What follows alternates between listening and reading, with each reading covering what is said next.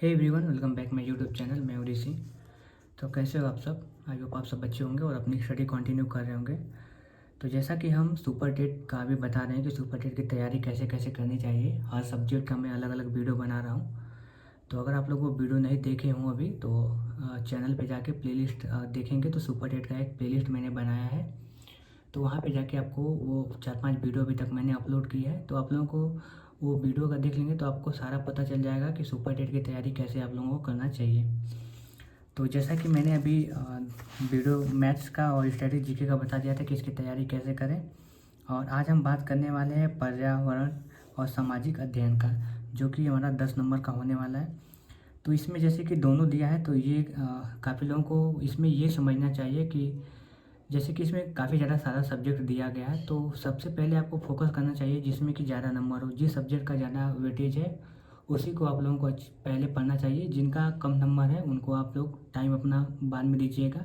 मतलब डेली का जो टाइम है वो अच्छा टाइम आप लोग ज़्यादा नंबर पे दीजिएगा, और जो जिसका कम नंबर है वो उसको थोड़ा मोड़ा अपना जितना भी टाइम है उतना भी स्टडी करना है। बस मेरा वीडियो बनाने का यही मतलब है कि आप लोग समझ पाएँ कि कौन सा सब्जेक्ट को कितना ज़्यादा टाइम देना है।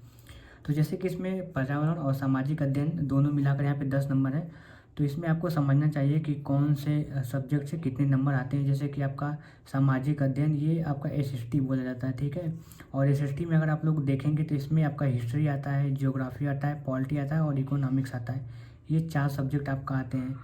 तो अभी तक मैंने सोचा था कि ईवीएस का 5 नंबर का पूछा जा रहा होगा और एसएसटी का 5 नंबर पूछा जा रहा है, लेकिन मैंने जब पेपर को एनालिसिस किया तो मुझे कुछ और ही पता चला। जैसे कि मैं अभी आप लोगों को 2019 का ये जो पेपर हुआ था सुपर टेट का, उसको मैं पहले देख रहा हूँ कि कैसे कैसे क्वेश्चन पूछे गए हैं, उसके बाद मैं वो आप लोगों को बता रहा हूँ। तो चलते आए अभी ओपन कर लेते हैं। तो यहाँ पे मैंने देखिए ओपन किया है। तो इसमें ये जो एसएसटी का पोर्शन स्टार्ट हुआ वो 125 से स्टार्ट हुआ है, ठीक है। 125 से नहीं 124 से स्टार्ट हुआ है। तो इसी को हम देखेंगे कि कौन से कितने क्वेश्चन किससे पूछे गए। तो ये आप देख सकते हैं कि 124 का ये जो नंबर दिया गया है, ये पहला ही क्वेश्चन आपका भारतीय राष्ट्रीय कांग्रेस के प्रथम मुस्लिम अध्यक्ष से पूछा गया है। तो ये आपका हिस्ट्री से स्टार्ट होता है, ठीक है।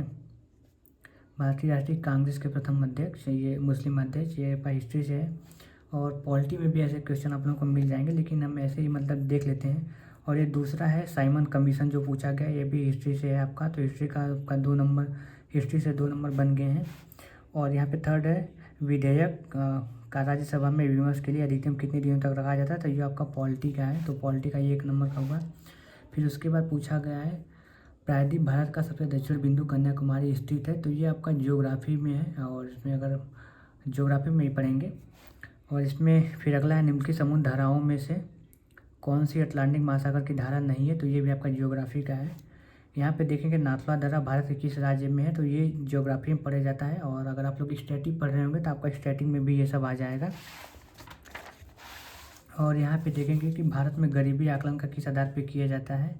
भारत में गरीबी का आकलन, तो ये गरीबी का आकलन आई थिंक मुझे पॉलिटी से लग रहा है, ये पॉलिटिक्स होना चाहिए। और इसमें इनमें से भारत का संविधान सभा, तो ये तो पॉलिटिक्स है ही। काकोरी षड्यंत्र ये आपका हिस्ट्री से है। और इसके बाद भारत में अवस्थापित होने प्रथम राष्ट्रीय उद्यान, तो राष्ट्रीय उद्यान है आपका स्टैटिक का पार्ट है, जो जियोग्राफी में भी आप लोग पढ़ेंगे।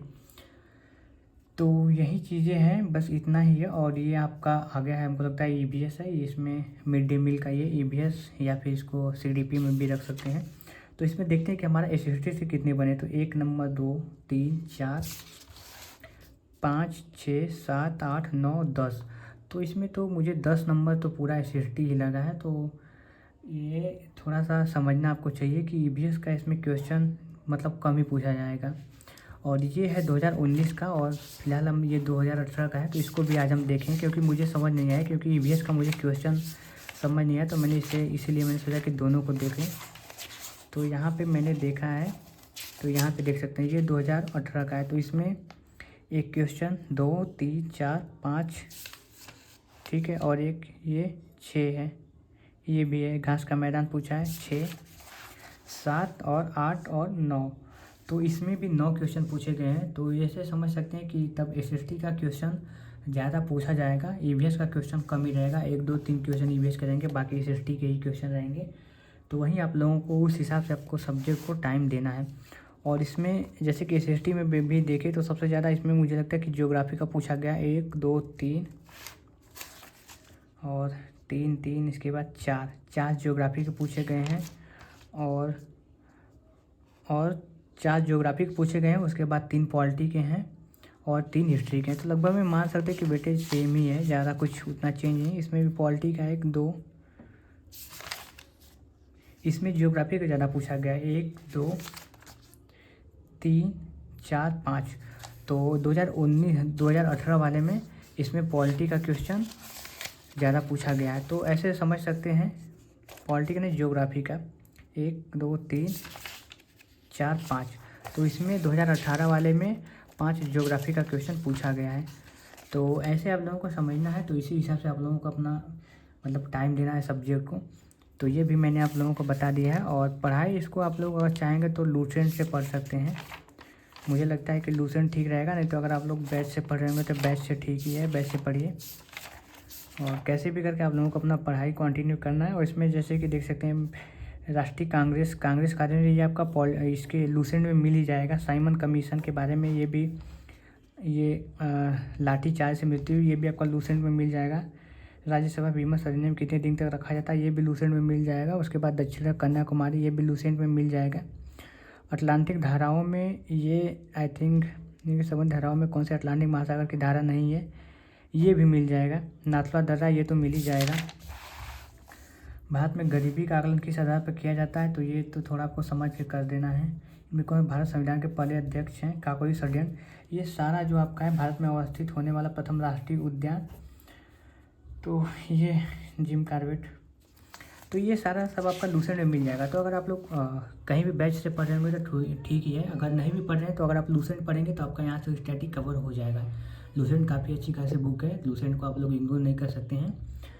और बस आप लोगों को अपना रिवीजन करना है। तो ये मैंने आपका एसएसटी का बता दिया, आई होप कि आप लोगों को क्लियर हो गया होगा। तो यहाँ पे मैंने गणित का बता दिया है आज, और इसके बाद आज इसका भी बता दिया और स्टैटिक का बता दिया है। तो अभी कुछ चीज़ें हैं तो मुझे नहीं लगता है कि अब आई थिंक बताना होगा। बाकी अगर आप मुझे समझ में आएगा तो मैं, अगर आप लोग कमेंट करेंगे किसी चीज़ का और बताना होगा तो मैं बता दूंगा। बाकी जो मेन था करंट अफेयर और इस स्टैटिक और मैथ्स को कैसे करना, ये सारी चीज़ें बता दी हैं। बाकी अगर आप लोग वीडियो लेक्चर वगैरह करना चाहते हैं तो मैं अपने टेलीग्राम पे एक प्लेलिस्ट अपलोड कर दूँगा, मतलब अपडेट कर दूंगा वहाँ पे टेलीग्राम पे। वहाँ से आप लोग चाहेंगे तो फ्री में सारा अपना मटेरियल देख सकते हैं, क्वेश्चन वाइज RW पे कराया जा रहा है, तो वहाँ से आप कर सकते हैं। बाकी कहीं और से करना चाहते हैं तो वहाँ से कंटिन्यू करिए। इसके अलावा अगर आपका कोई भी क्वेश्चन आता है तो वीडियो में कमेंट कर सकते हैं। Thank you.